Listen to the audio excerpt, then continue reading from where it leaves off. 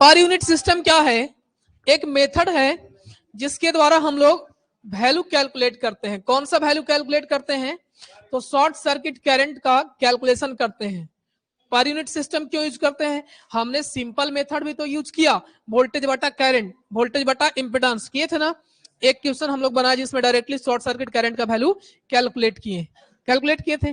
तो फिर per unit का क्यों जरूरी पड़ा? पर यूनिट का मेन जो कारण है, जब हम पर यूनिट में सॉल्यूशन करते हैं तो कोई इसका यूनिट नहीं होता है। जो वैल्यू 100 केवीए, 500 केवीए, 500 एमवीए का स्क्वायर, ये सब कुछ नहीं है।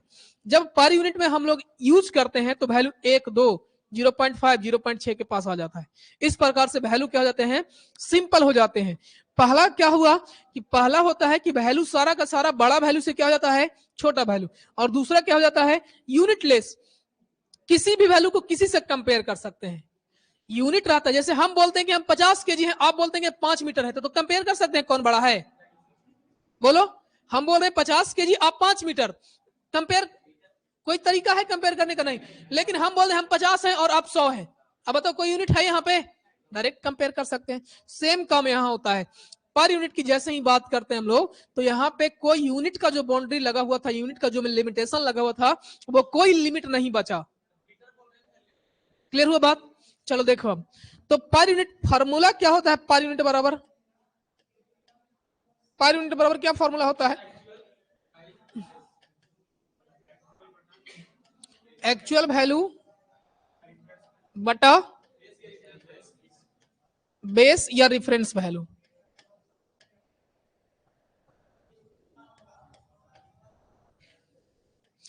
तो ये एक्चुअल मेन फॉर्मूला है पर यूनिट का। अब जिसका पर यूनिट निकालना है, मान लो हमको धनिया का पर यूनिट निकालना है, तो धनिया का एक्चुअल और रेफरेंस, धनिया का पर यूनिट निकल जाएगा। जिसका भी निकालना है एक्चुअल बटा रेफरेंस। अब रेफरेंस आप क्या मानते हो वो आप पे डिपेंड करता है, लेकिन जो मानोगे रेफरेंस वो ना हमेशा एक ही मानना होगा। ये नहीं कि यहाँ पे है तो धनिया का कुछ मान लिए और धनिया के धनिया घर गए तो धनिया का कुछ मान लिए, मामला खराब हो जाएगा। हमेशा क्या करना है? सेम वैल्यू मानना है। दूसरा, दोनों का यहाँ पे जो यूनिट होना चाहिए वो क्या होना चाहिए? सेम होना। जब हम कंपेयर कर रहे हैं तो जो यूनिट यहाँ पे है वही यूनिट नीचे भी होना चाहिए। बताओ क्लियर है यहां तक? अब आते हैं सबसे पहले पावर का। ठीक है, तो एक्चुअल इसको बोलते हैं या रेटेड बोलते हैं, तो इसमें कोई कंफ्यूजन नहीं होना चाहिए। एक्चुअल या रेटेड, तो हम बोल रहे हैं कि रेटेड जो पावर है, देख लो बहुत कल ना 7 बजे से 7:30 बजे तक आते थे, आज के बाद ये खत्म हो जाएगा। आज के बाद दोबारा नहीं बताएंगे। हाँ, याद ही करवाने के लिए तीसरा बार बता रही है। रेटेड पावर चौथा बार, ठीक बात है। रेटेड पावर क्या है? मान लेते हैं कि कितना दिया हुआ है? एस दिया हुआ है। क्या दिया हुआ है? हम ना एस के भी मान लेते हैं। एस बराबर और क्या लिख सकते हैं? P plus J Q. क्या मान लेते हैं? के भी मान लेते हैं। क्या मान लेते हैं? के भी, यानी किलो वोल्ट एम्पियर। और वोल्ट एम्पियर किसका यूनिट होता है? पावर का। कौन से पावर का? अपेरेंट पावर का। ठीक बात है। अब यहाँ पे हमको क्या करना है? Per unit. By the way निकालना है नहीं निकालना है, पड़ेगा निकालना पड़ेगा नहीं, उसकी बात नहीं। हम यहाँ पे देखते हैं कि निकलेगा कैसे। तो निकालने के लिए बताओ, तो पर यूनिट निकालने के लिए हमको क्या चाहिए होगा? बेस वैल्यू और रेफरेंस वैल्यू। ठीक बात है। तो बेस वैल्यू हम लोग एक मान लेते हैं, कंसिडर बेस केवीए। क्योंकि केवीए में दिया होता है, केवीए में ही मान ले रहे हैं। बेस केवीए क्या हो जाएगा? S B. क्या हो जाएगा? S B. ठीक बात है। इसीलिए बताओ, एस पर यूनिट बराबर क्या होता है? बताओ। एक्चुअल बटा बेस। एक्चुअल कितना है? एस। बेस कितना है? तो बताओ क्या हो जाएगा? एस बाई, बताओ मामला सेट है? सेट है। एस को और क्या लिख सकते हैं? चलो यहाँ पे ना लिख करके ना हम यहाँ पे लिख देते हैं। यहाँ पे और क्या लिख सकते हैं?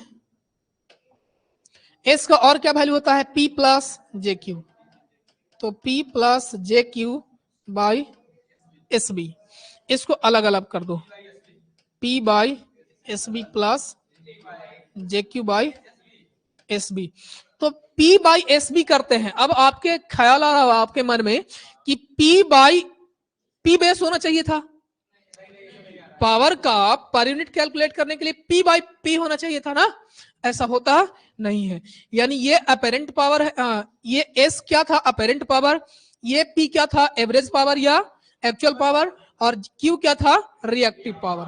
ठीक है, तो यहां से अगर एक्टिव पावर का आपको बेस निकालना है तो ऐसा नहीं है कि आप बेस वैल्यू जो मानोगे, सॉरी एक्टिव पावर का पर यूनिट निकालना है तो ऐसा नहीं है कि एक्टिव पावर का ही आप बेस मानोगे, नहीं, पावर कौन सा हो जाएगा अपेरेंट पावर वाला भी हो जाएगा। तो यानी P बाई एस पी बराबर क्या हो जाएगा P per unit plus J by Q क्या हो जाएगा जे क्यू पर यूनिट। ठीक है, तो ये हो गया पावर का एक्चुअल वैल्यू, बेस वैल्यू और पर यूनिट वैल्यू। क्लियर हो गया। अब जैसे एक एग्जांपल इसमें मान लेते हैं, तो गिव दिया हुआ है क्वेश्चन क्या दिया हुआ है कि मान लो कि एक पावर है, मान लेते हैं पावर कितना है 50 MVA है, 50 MVA। तो आपसे पूछ रहा है कि बताओ पर यूनिट वैल्यू पर if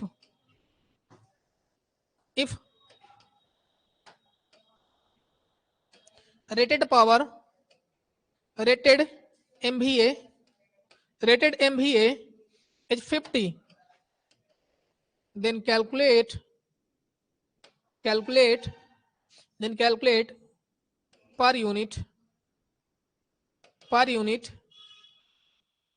value if base MVA is 100।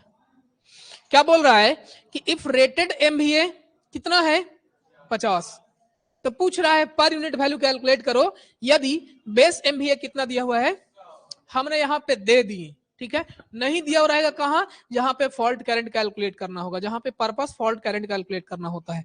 यहाँ पे हमको फॉल्ट करंट कैलकुलेट नहीं करना है, बस की बेस समझना है और पर यूनिट। तो बताओ तो पर यूनिट बराबर क्या हो जाएगा, पर यूनिट बराबर क्या हो जाएगा।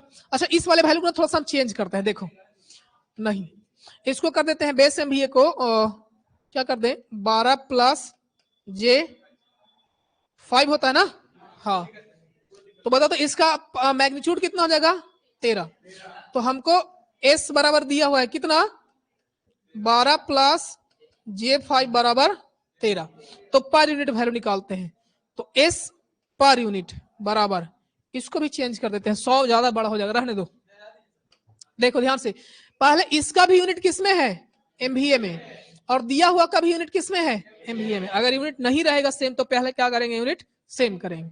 चलो तो अब यहां से S पर यूनिट बराबर क्या हो जाता है S एक्चुअल और बटा S बेस।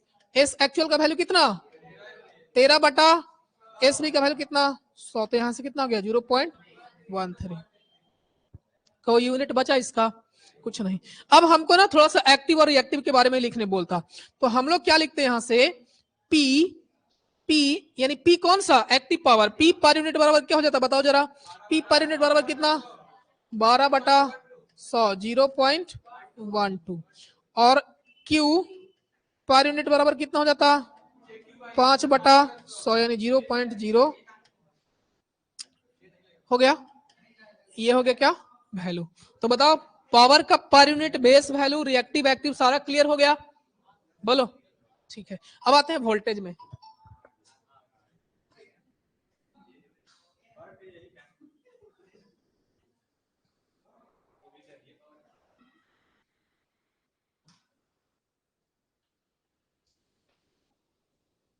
देखो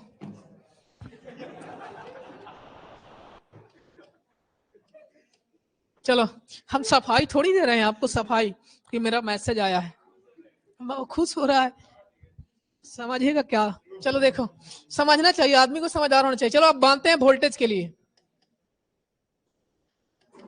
वोल्टेज के लिए क्या हो जाएगा, हम लोग मानते हैं कि रेटेड वोल्टेज कितना है V वोल्ट, ठीक है V वोल्ट मान लिए रेटेड। तो बताओ हमको पर यूनिट निकालने के लिए क्या कंसिडर करना होगा, कंसिडर बेस वोल्टेज क्या हो जाएगा VB, तो इसीलिए per unit V per unit बराबर क्या हो जाएगा बताओ V बाई V। मामला सेट है, यहां तक ज्यादा इसका एग्जांपल लेने का जरूरी नहीं है। नहीं, करंट को रेफरेंस मान के नहीं निकालना है, फॉल्ट करंट कैलकुलेट करना है ना। देखो अब ये हो गया वोल्टेज। अब ना बेस मानने वाला मामला खत्म। जो हम लोग दोनों में माने, एक बार यहाँ बेस वोल्टेज माने और एक बार यहाँ बेस पावर माने ना, कंसिडर बेस के भी है। अब ना बेस मानने वाला मामला खत्म करना है। देखो अब आते हैं किस में, करंट में। करंट में तो माना हमने कि रेटेड करंट कितना दिया हुआ है, कितना, आई एम्पियर, कितना, आई एम्पियर। अब हमको इसका भी क्या निकालना है, पर यूनिट निकालना है। क्या निकालना है, पर यूनिट। तो आप बताओ कि पर यूनिट निकालने के लिए क्या चाहिए होगा, पर यूनिट निकालने के लिए बेस वैल्यू चाहिए होगा। और बेस अब हम मान नहीं सकते हैं, क्यों नहीं, क्योंकि ऑलरेडी हमने पावर का बेस वैल्यू और वोल्टेज का बेस वैल्यू क्या कर लिया, हमने कंसिडर कर लिया है। तो यहां से हम लोग मानते हैं, क्या मानते हैं, यहां से बताओ, base current, base current I B. अब कंसिडर नहीं करना है, तो बताओ आई बी बराबर क्या हो जाएगा, एस बी बटा भी बी, एस बी बटा भी बी, आई बी हो गया, इसलिए पर यूनिट, पर यूनिट में क्या हो जाएगा, आई पर यूनिट बराबर आई बाई आई बी।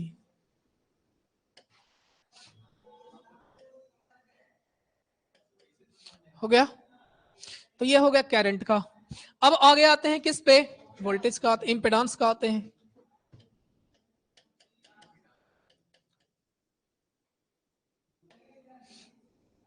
तो रेटेड दिया हुआ है कितना, रेटेड मानते हैं कितना, जेड ओम, और बराबर क्या हो जाएगा, R plus J J X. ठीक है। तो अब बताओ यहां पे भी हमको क्या निकालना होगा, बेस। तो हमने माना base value, base impedance,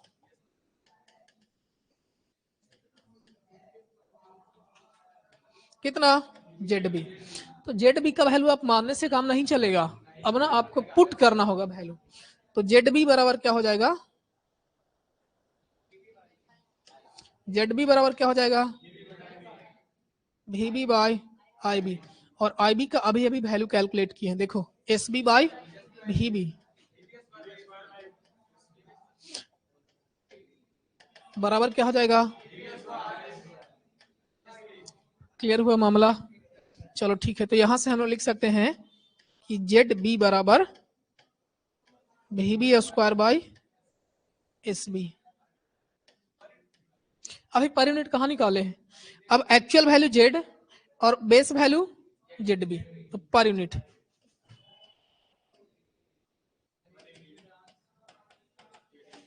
Z per unit बराबर क्या हो जाएगा,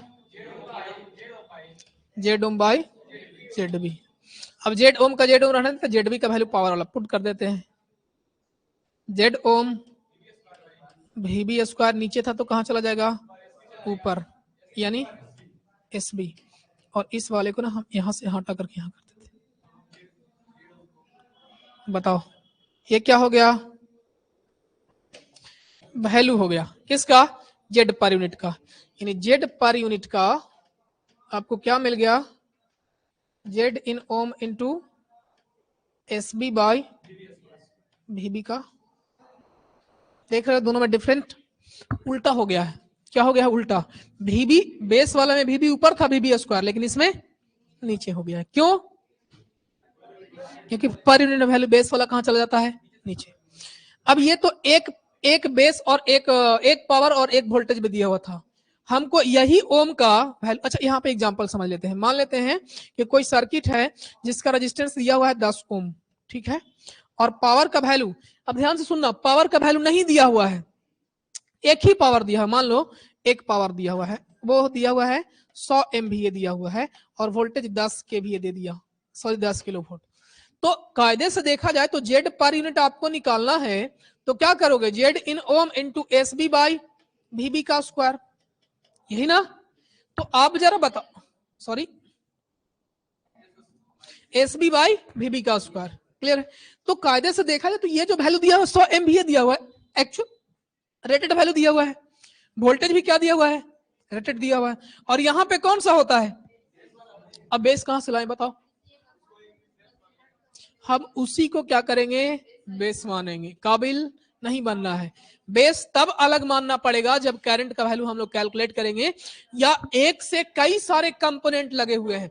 जैसे यहाँ पे ट्रांसफार्मर लगा हुआ है, पहले जनरेटर लगा हुआ है, फिर ट्रांसफार्मर लगा हुआ है, फिर ट्रांसमिशन लाइन लगा हुआ है। अब यहाँ पे ना सबका वैल्यू ना इंपेडेंस का वैल्यू अलग अलग दिया हुआ है। यहाँ पे इंपेडेंस का वैल्यू दिया हुआ है कि 50 MVA पे 10%, ट्रांसफार्मर का 20 MVA पे 5%, ट्रांसमिशन लाइन का 400 MVA पे 10%। तो सबका MVA अलग अलग ना हो गया।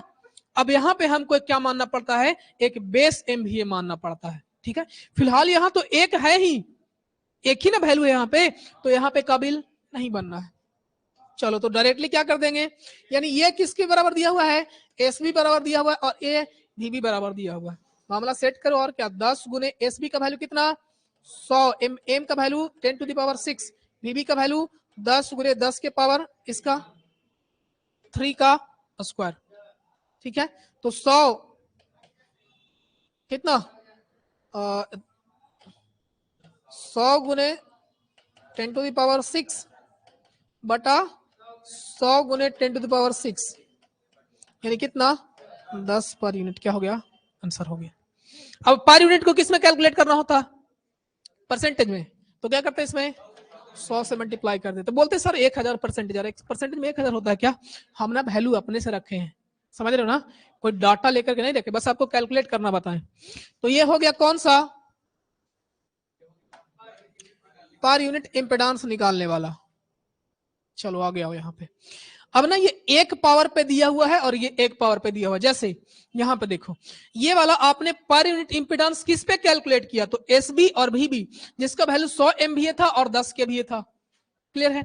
अब यहां से हम बोल सकते हैं, मान लो ना इसको थोड़ा सा छोटा हम कर देते हैं। छोटा कैसे करें, 100 MVA को थोड़ा सा और बढ़ा दे वैल्यू थोड़ा छोटा करने के लिए। चलो करते हैं वैल्यू छोटा। हम ना इस पावर वाले को 100 MVA को 10 MVA कर देते हैं। ठीक है, 10 MVA कर दे, छोटा वैल्यू करने के लिए परसेंटेज में ज्यादा लगेगा। देखो यहाँ पे, तो ये कितना हो जाएगा, ये हो जाएगा 10, तो 10 गुने यहाँ पे क्या हो जाएगा 10 आ जाएगा, तो कितना परसेंट, यानी पर यूनिट पे वैल्यू कितना आ जाएगा, 1 आ जाएगा। पर यूनिट वैल्यू कितना आ जाएगा, 1। अब जरा देखो, अब ये ना आपको ओम वाला वैल्यू नहीं देता, बोल देता कि एक सिस्टम है जिसका पर यूनिट का वैल्यू, जेड पर यूनिट का वैल्यू कितना है, 1 है। किस पे, तो 10 MVA पे और 100 MVA पे। किस पे, 10 MVA पे और 100 MVA पे। अब पूछेगा कि जेड पर यूनिट का वैल्यू कैलकुलेट करो, किस पे, तो पर यूनिट का वैल्यू वाट, यदि इसका वैल्यू 20 MVA हो जाए और इसका वैल्यू 12 किलो वोल्ट हो जाए। अब बताओ, यानी पर यूनिट दिया हुआ है, ये वाला दिया हुआ है, ये वाला दिया हुआ है, तो आप क्या कर सकते हो, पहले इस वाले वैल्यू से आप एक्चुअल में जेड ओम कैलकुलेट कर लो और फिर जेड ओम वाला ला करके इसमें पुट कर दो। समझे बात को हम क्या बोले, नहीं आया समझ में, हम क्या बोल रहे हैं कि अब ना देखो ये वाला फॉर्मूला में जरा पुट करो। अब ना ये वाला वैल्यू नहीं दिया हुआ है बल्कि ये वाला दिया हुआ है, तो बताओ तो जेड ओम नहीं निकल जाएगा, और जेड ओम निकल गया तो फिर जेड ओम वाला ला करके वैल्यू यहाँ पुट कर दे, निकल जाएगा। लेकिन ये वाला बार बार आपको 2 बार करने का जरूरी ही नहीं पड़ेगा। समझे बात को, देखो यही वाला हम बताने वाले हैं कि 2 बार निकालने का आपको जरूरी नहीं, डायरेक्टली फॉर्मूला पुट कर देना है, एक नया वाला और एक पुराना वाला मान करके। तो जेड पर यूनिट न्यू बराबर, हम ना लिख देते हैं एक बार, जेड पर यूनिट ओल्ड। तो पर यूनिट बराबर क्या फॉर्मूला लगाए हैं, देखो जेड पर यूनिट बराबर क्या फॉर्मूला, जेड ओम, तो जेड ओम एक्चुअल तो दोनों में सेम रहेगा, पावर रेटिंग में चेंज कर रहे हैं, तो यहां से क्या हो जाएगा SB new by VB new का स्क्वायर, और बटा में नीचे क्या हो जाएगा, बटा में इसका हो जाएगा value Z ohm into SB old बटा VB ओल्ड का स्क्वायर। जेड ओम से जेड ओम कट गया कि नहीं, बताओ हमको जेड ओम निकालने की जरूरी पड़ा जो हम लोग वहां पे निकाल रहे थे, नहीं। यानी इस प्रकार से जेड पर यूनिट न्यू बराबर क्या हो जाएगा, Z per unit old into SB new ये देखो एस बी न्यू है और एस बी ओल्ड है, ओल्ड गुने ये भी ओल्ड ऊपर चला जाएगा,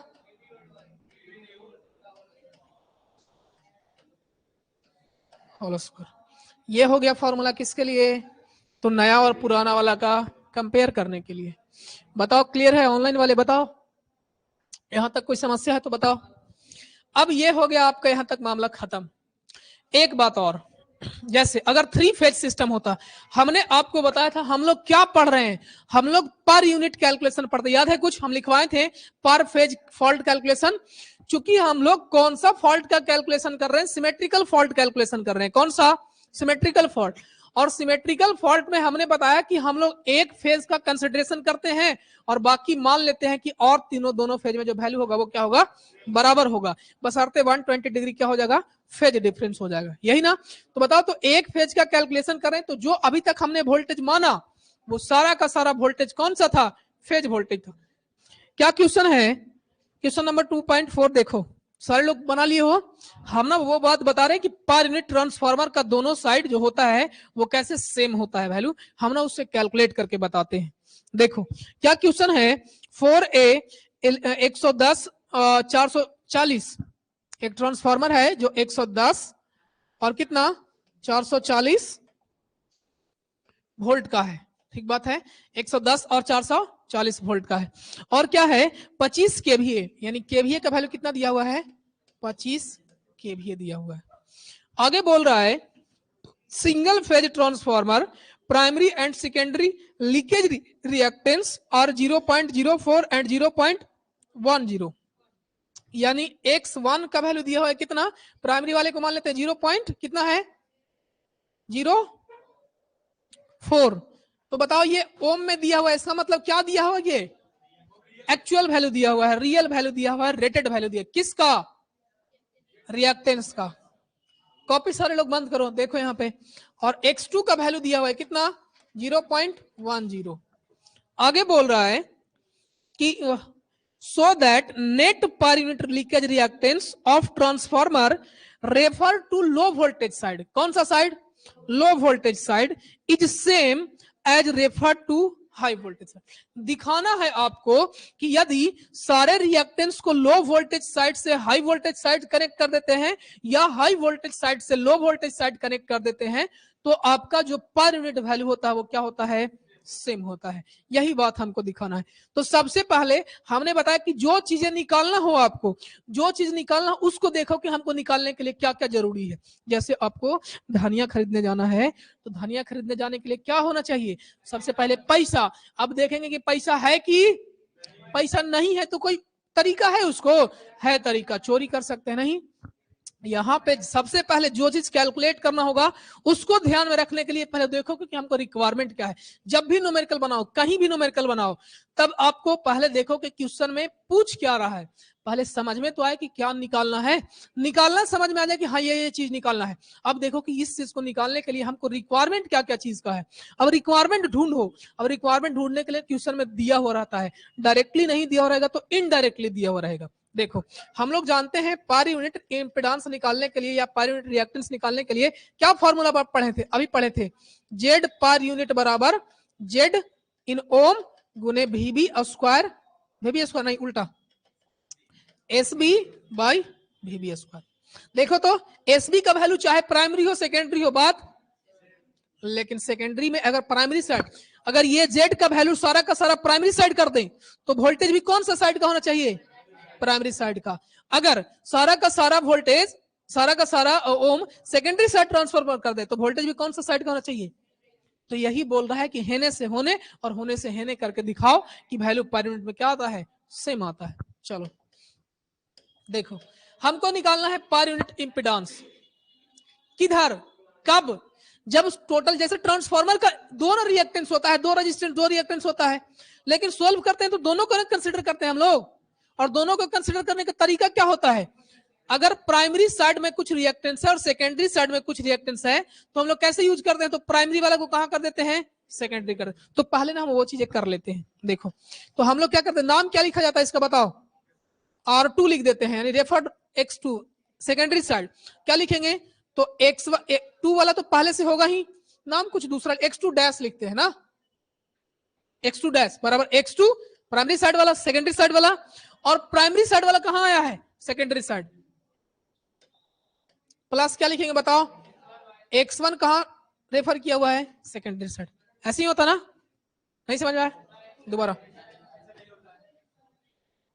एक प्राइमरी ट्रांसफार्मर, सेकेंडरी, ठीक है, प्राइमरी वाइंडिंग सेकेंडरी वाइंडिंग।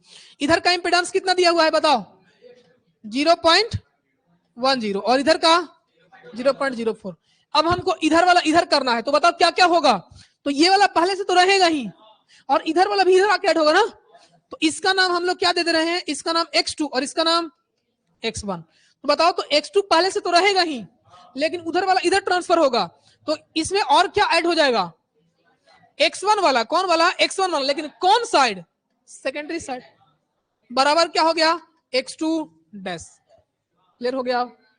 चलो इधर करते हैं, तो ये तो x1 हो गया कौन सा, पहले प्राइमरी वाला, अब उधर वाला इधर आएगा, कहां से, तो x2 वाला आएगा इधर, कौन साइड, प्राइमरी साइड, तो ये प्लस हो जाएगा, बराबर क्या हो जाएगा, x1। नाम नहीं समझना, बस हमको समझना है, नाम उल्टा पुल्टा हो सकता है उसके हम। चलो ये क्लियर हो गया बात। तो अब देखो,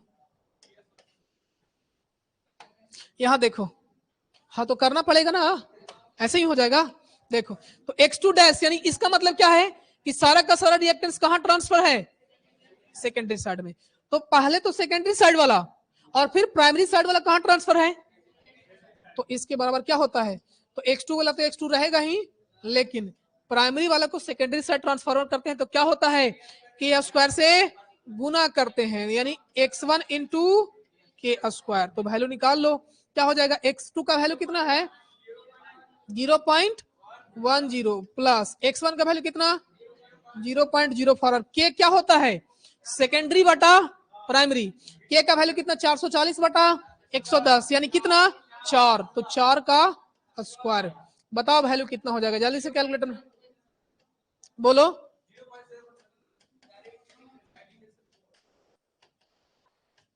कितना, सबको जोड़ करके बताओ डायरेक्टली, बराबर 0.74। ये किस में आया है, ओम में।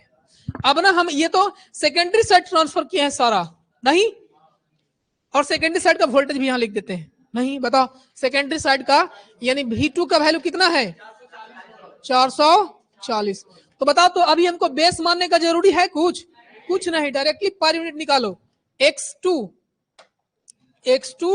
डैश पर यूनिट, तो बताओ क्या हो जाएगा, तो x2 डैश इंटू V2 नहीं, SB बटा VB का वैल्यू रख करके बताओ, बराबर 0.74 इंटू SB का वैल्यू कितना, SB का वैल्यू कितना है बताओ, अब 25 के भी है ना, कहां गया, 25 के भी है, तो हमने बोले हैं कि केवीए को डायरेक्ट सोल्यूशन नहीं करना, के वाला वैल्यू पुट करते जाना, तो के का वैल्यू क्या हो जाएगा बताओ, बोलो 25 गुने 10 के पावर 3 बटा VB का वैल्यू कितना। अब देखो कौन साइड लाए हो बताओ, सेकेंडरी साइड ना, और सेकेंडरी साइड का वोल्टेज कितना है 440 गुने 440, बताओ वैल्यू कितना आता है 0.00 0.0955 पर यूनिट। बताओ क्लियर है यहां तक। अब हमको क्या दिखाना है कि अभी हम लोग क्या किए यहां पे बताओ, प्राइमरी साइड से सारा का सारा कहां ट्रांसफर कर दिए, अब क्या करना है आपको सेकेंडरी साइड से कहां, तो करके बताओ, दिखाओ कि इतना ही वैल्यू आता है 0.95 आ गया, नहीं दिखाओ हमको, कॉपी चेक करेंगे, यूट्यूब पे ही बनाते वीडियो, बट टाइम का भी बहुत क्राइसिस चल रहा है। चलो बन गया, टाइम कहाँ जा रहा है, 7:30 से यहाँ आते हैं ना तो 10:30 बज जाता है, और 4 घंटा पढ़ाने के बाद 2 घंटा फिर से सोना पड़ेगा, समझ रहे ना, और फिर लास्ट में 1 घंटा रिकॉर्डिंग करना पड़ता है,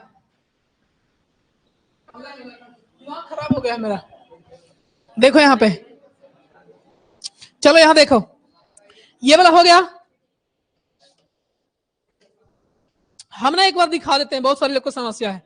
अब ना ये सेकेंडरी साइड में रेफर किए थे, अब प्राइमरी साइड में रेफर करते हैं, तो क्या होगा जरा देखो,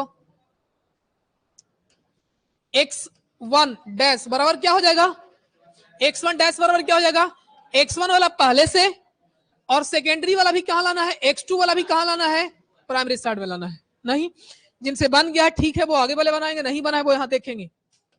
x1 का वैल्यू रहने देते हैं अभी, और x2 1 यानी सेकेंडरी वाला कहां, प्राइमरी साइड करना है।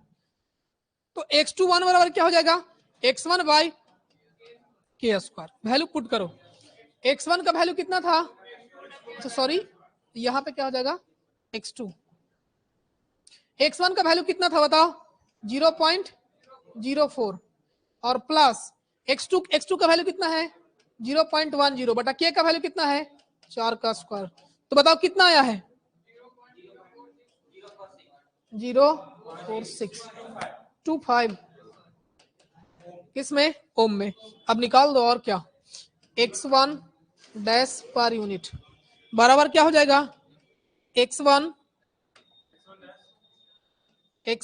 डैश, हाँ x1 dash into SB by VB का स्क्वायर। क्लियर हो बताओ, चलो वैल्यू बस पुट कर देना है, क्या हो जाएगा बताओ, x1 डैश कितना है, कितना आया 0. अच्छा यहाँ पे VB का क्या रखेंगे, x1 साइड ना, तो यहाँ पे क्या रख देंगे, V1 रख देंगे। यहाँ पे अगर B नहीं रहे तब भी कोई दिक्कत नहीं है, तो बताओ 0.0462 गुने S का वैल्यू कितना सेम ही होगा 25 गुने 10 के पावर 3 बटा V1 का वैल्यू कितना है 400 110 बराबर कितना जाता है 0. पर यूनिट, यानी x1 डैश, देखो दोनों साइड से मैच कर गया ना। यही बात तो हम बताए थे कि जब हम पर यूनिट में सॉल्यूशन करते हैं तो पर यूनिट में वैल्यू दोनों तरफ क्या होता है, सेम होता है। हो गया कि नहीं, सेम हो गया। लेकिन ध्यान रखना, हम लोग जब इंपिडेंस को प्राइमरी साइड से सेकेंडरी साइड रेफर करेंगे तो पहले वाला ही यूज होगा, के स्क्वायर से डिवाइड और के स्क्वायर से मल्टीप्लाई। लेकिन जब पर यूनिट वाले वैल्यू को ध्यान से देखना, जब पर यूनिट वैल्यू को एक पावर से दूसरे पावर पे रेफर करते हैं तब नया और पुराना वाला फॉर्मूला लगेगा। क्लियर हुआ, किसमें, पर यूनिट वाले में। लेकिन यहां पे देखो तो प्राइमरी और सेकेंडरी करने के लिए एक्चुअल वैल्यू में हम लोग क्या करना पड़ा, के स्क्वायर से, यानी ट्रांसफार्मर वाला ही रूल रहेगा। क्लियर हो गया। अब आते हैं हम अगला न्यूमेरिकल पे, बताओ कौन सा न्यूमेरिकल बताना है। 2 पॉइंट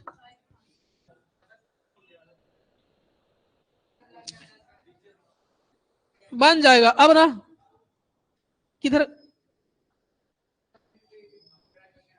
क्वेश्चन मिले तब ना यार, 2.5 क्या बोल रहा है क्वेश्चन में, देखो N 11 is to 0.4 kilo volt.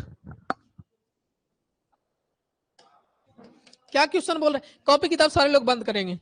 Question बोल रहा है कि एक ट्रांसफार्मर है जिसका रेटिंग क्या है 11 is to 0.4, 11 is to 0.4 kilo volt ना, किलो वोल्ट यानी कितना हो जाएगा 11,000 और 400 ना, 11,400 और पावर का रेटिंग कितना दिया हुआ है 200 kVA, पावर का कितना है 200 kVA। और क्या दिया हुआ है, has an equivalent impedance, equivalent impedance किसमें दिया हुआ है, ओम में दिया हुआ है। जेड बराबर क्या दिया हुआ है, जेड इन ओम क्या दिया, कितना है बताओ तो जरा, 2.4 प्लस जे 12.4, 2.4 प्लस जे 12.4, ये वैल्यू दिया हुआ है इंपेडेंस का। आगे बोल रहा है ohm refer to high voltage side, क्या बोल रहा है, हैज एन इक्विवेलेंट इंपेडेंस, यानी रेफर्ड किया हुआ है ये पहले से ही, कहां, हाई वोल्टेज साइड। तो हाई वोल्टेज साइड कौन है, ये वाला, तो इसका नाम क्या रख देंगे बताओ तो जरा।